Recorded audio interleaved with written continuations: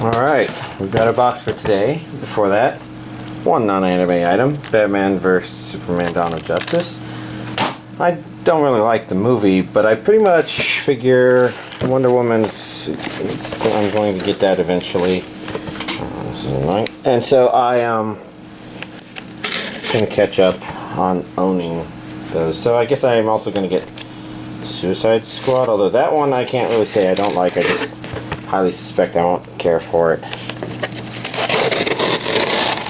I mean, even the good DC movies that have come out lately, I just really didn't like the way a lot of it's going. Oh well. But I've got anime. Anime's so much more my thing. Look at that.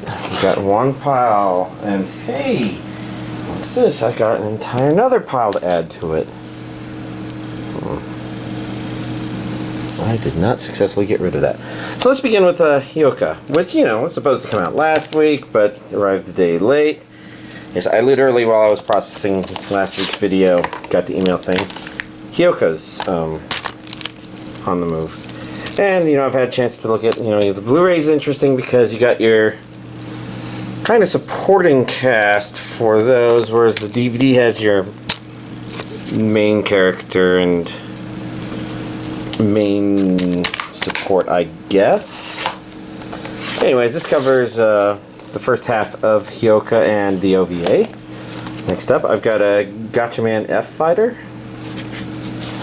I have no clue what this is, but it's got 48 episodes, so whatever it is, I got it, and there's a lot of it. And look, there's even individual discards.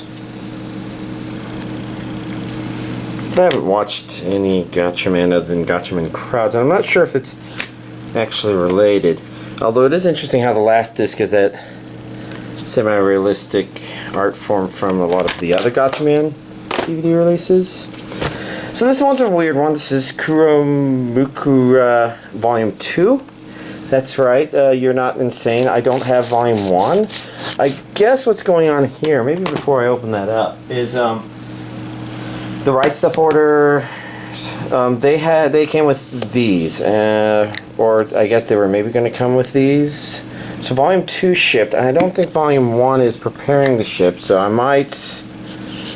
Oh, damn it, I can't get it out. But, I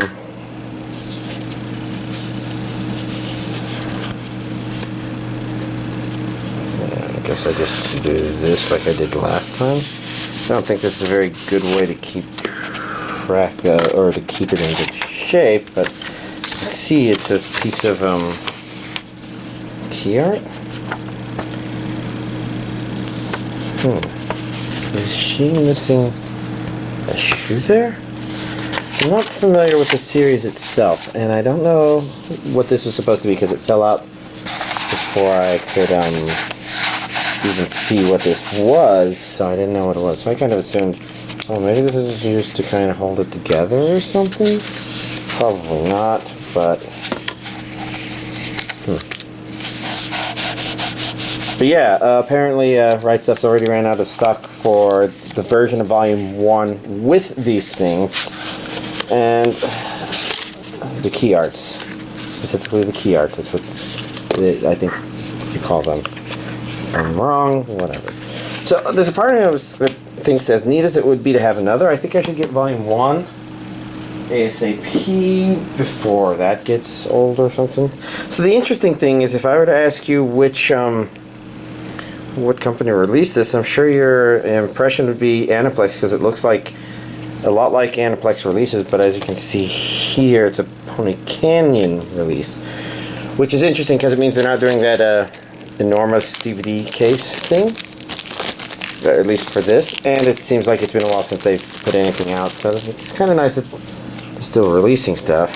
Let's see, this, I'm guessing, I'm just going to have to give up on it, not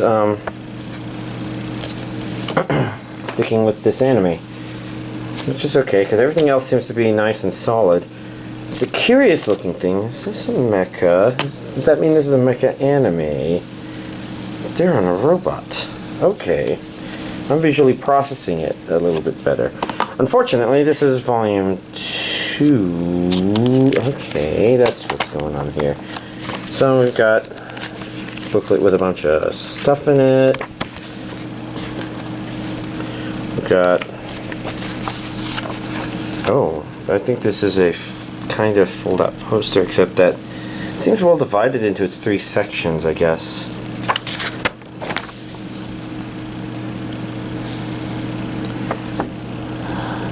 Almost looks like Harley Quinn from Batman the Animated Series. None of these characters, I don't recognize any of them from anything else I've seen. Obviously that's a director's thing, so is this directorial related, or is that just a character quirk? I recognize this. So in here we have Blu-ray episodes 14 to 17, 18 through 21, and then 22 to 26 plus bonus, and then OST 2. And that is definitely a mecha thing. The horns had me a little thrown off for a little while there. Anyways, I think I need to address Right Stuff not shipping volume 1, because as much as I would like more of the key art, as long as I'm getting the limited edition version of volume 1, that's fine. If I'm not, and I'm only getting... No, I guess I really want that limited edition version. Oh well. Here we've got K Return of Kings, not to be confused with K or K Missing Kings, which are, you know, they're all the same series, but basically it's one of those harder series to find in a search database, because usually they're like, just the letter K? No. Return of Kings and Missing Kings both make it a little easier. And maybe this came out a couple weeks early, but Amazon didn't have it listed. So of course I went with the Right Stuff listing. I guess I'll put this over here. It's nice and shiny. I don't know. I guess this side's shiny too. It's just for some reason the pretty girl cat catches my eye as well, but whatever. Here we have the Blu-ray Plus. Yeah, it's Region A and DVD Region 1, according to that. So if we take a look, this is the Blu-ray. There's a person with a gun. I just turned that upside down. This is another Blu-ray. This is DVD. This is how I expected Viz's release to work. You know, they usually do 2 DVDs and 2 Blu-rays like this. And the DVDs and Blu-rays tend to have the same episodes, which is interesting. He's got glowy green energy. I don't know what that means. And this feels like it's a collection of cards. So I'm going to be lazy and I'm not going to open it. Especially since I won't be able to close them again. Now we start dealing with the stuff here, and I know there's a companion here. Complete collection, 24 episodes. Wow. Huh. It's not the usual 12 episodes. This one says 5 discs. That one says 3 discs. So that's for some interesting, gotta open them both at the same time. These are Sentai, right? You know, they're not doing that closed tab thing, or at least not as much as they used to.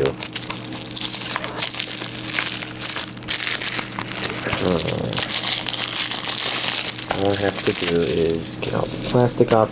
And we'll look at the back of this one, Region A, English dub, which doesn't surprise me. I think a lot of people have actually talked about Gate.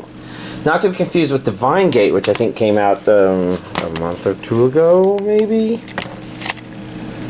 And I guess we kind of want to take a look at the DVD, the disc arts, because you can see the first discs are the same.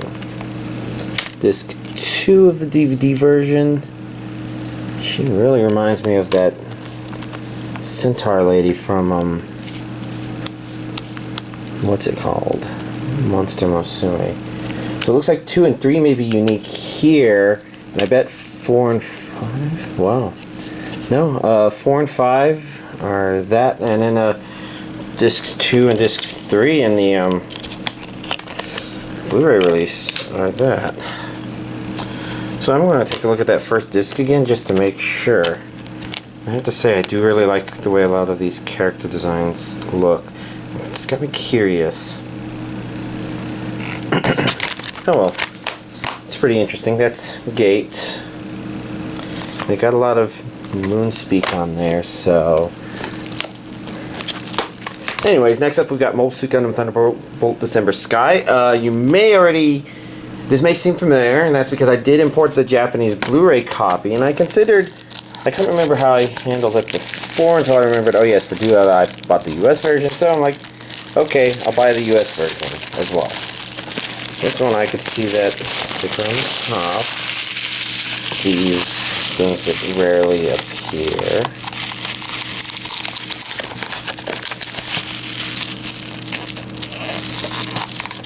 Come on. This thing's just falling apart on me.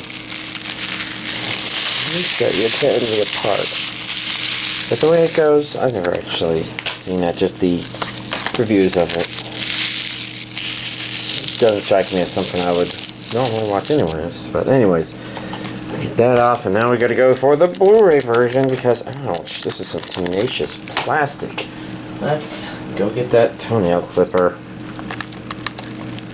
I guess it's a nail clipper because it can be used to cut nails. Finger as well. Whatever. Babble, babble, babble.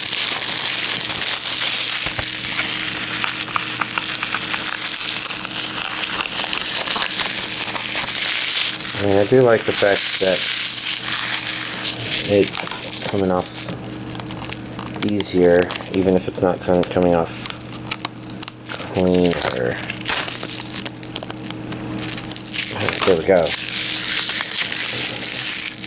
Like the previous one, this one is barely one piece. Alright, and now let's look at the inside and see that it was not worth visually showing two at the same time or whatever. We've got our DVD and Blu-ray versions, and oh, I guess the background of the Blu-ray version is kind of nice. The DVD version is definitely blank. But I decided to peek just in case. Oh well. Mobile Suit Gundam Thunderbolt, and let's actually go with this because this is Mobile Suit Gundam MS Igloo, which DVD version was also released, but I got the old DVD release, so I figured didn't have to get any more. Unless I hear something that makes me have to look into it and say, oh shit, I guess I have to get the DVD version as well. Hopefully it won't come down to that. You know, it's a lot of expensive stuff. Especially that limited edition thing, that's like $120 for Volume 2, and you need to make sure Volume 1 gets there, so just, oh gosh, that's a lot of money for one series. But, I'm serious about collecting. Don't worry, we can delete the puns in post-production editing. We won't, but we can. Let's see, I see a region A there. Did I see a region on here? Because this is region A. What about dubs? I don't, yes, actually I would expect a dub because Japanese release was dubbed. So what about this? We see region A, that looks like Japanese and Japanese. So this one's not dubbed. Interesting.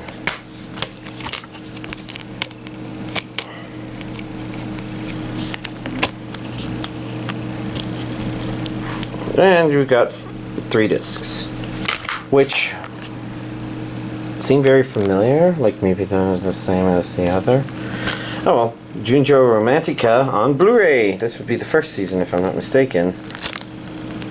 I see a region A symbol there. I see an audio Japanese, which I think is consistent with the DVD release, although I could be mistaken, because I didn't actually watch it. I just remember it very well, as in, oh yes, I actually used to have a wall poster thing, and it kind of got torn in two.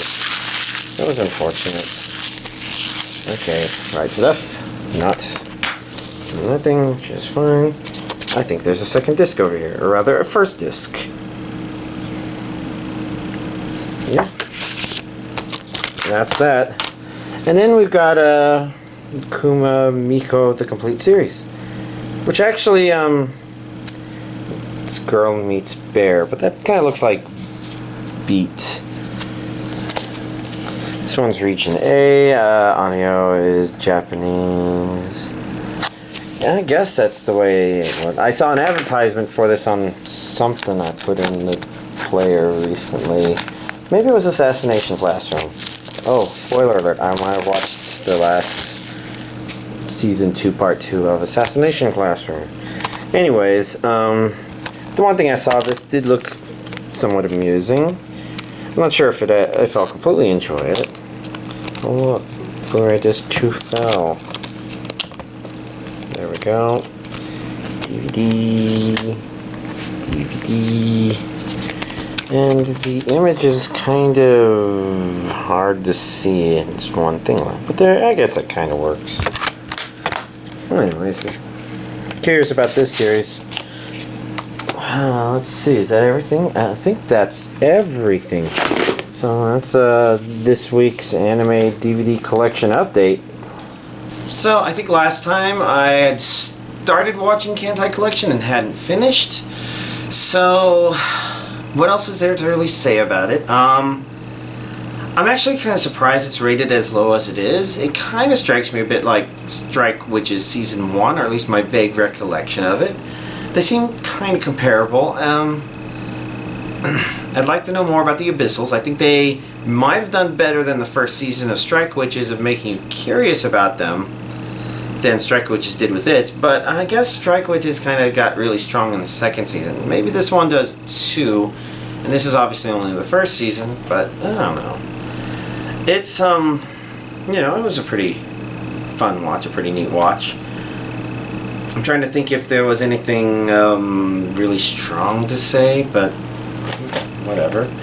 Hyouka was a priority watch. Technically, I had watched the first episode of Assassination Classroom Season 2 Part 2, but then I had to switch out the Blu-ray and DVDs anyways and switch to this. And, well, no, I didn't have to switch to this, but because I had to take it out for something else, I went ahead and switched to this because I've been really curious about this. I've seen pictures of Purple-Eyed Girl a whole lot on the internet, and it's a pretty neat series.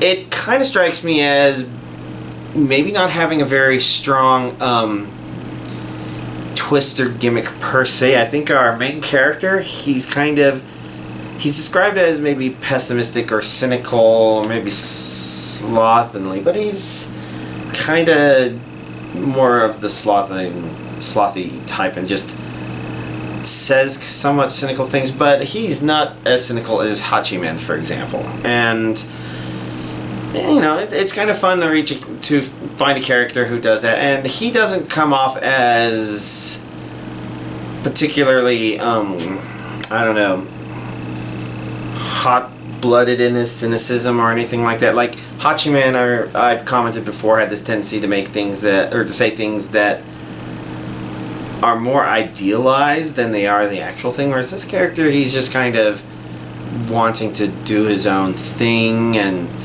maybe a little lying to himself, but it all kind of meshes with his laziness pretty well. And he's not, no, I guess he's just, I don't know.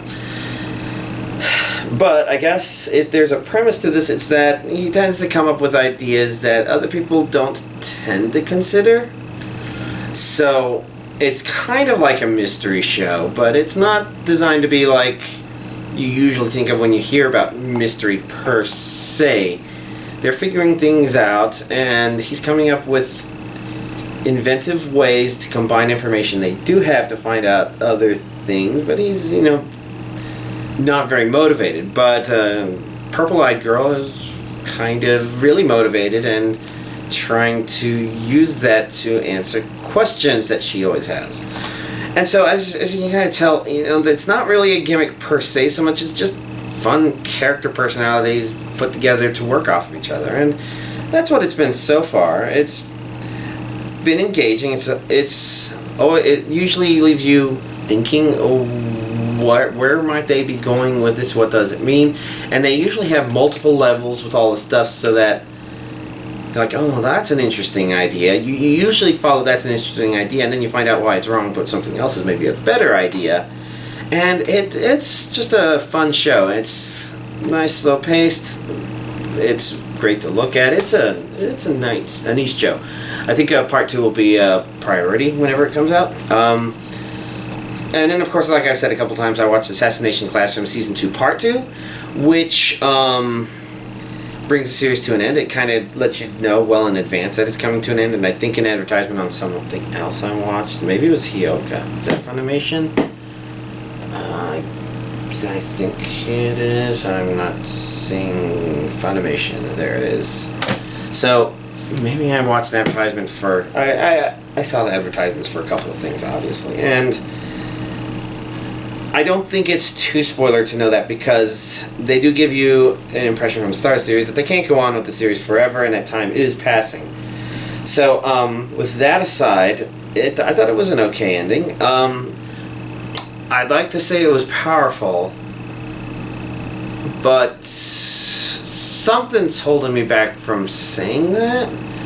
It was overall a fun series, the kind of series that you kind of don't want to end, but you kind of know it has to, and that's okay, because when a series ends, that allows another series to, play with a concept similar to that in a bit. And yeah, overall, it was a fun series, a fun 2 seasons to watch. And last but not least in this pile here, I started rewatching Magi, The Labyrinth of Magic.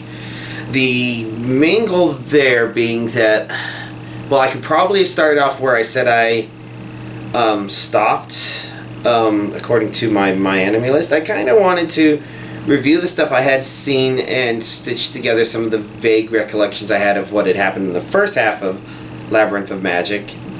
And I think I'm mostly through that, maybe 1 or 2 more episodes left to go. Maybe I was at 12 or 13 and I'm on the beginning of episode 12. But I'm not sure for certain, so I'm going to continue watching it, and I guess I've seen most of these characters here, so that makes me think maybe I've I've seen the characters of the stage for this first season.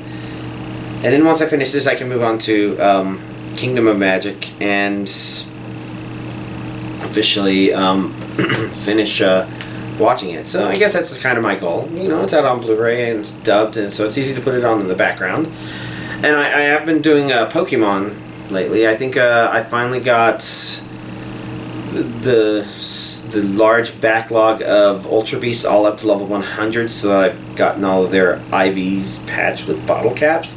So now I'm back into projects, and that's it's fun. It's fun to start new projects, and in this case, the progress of projects is fast enough that I enjoy doing it. I'm mostly focusing on Mega Evolution Pokemon at the moment. I had 4 trained up, but I decided the game gives you Alakazam, Charizard, X and Y, Venusaur, and Blastoise.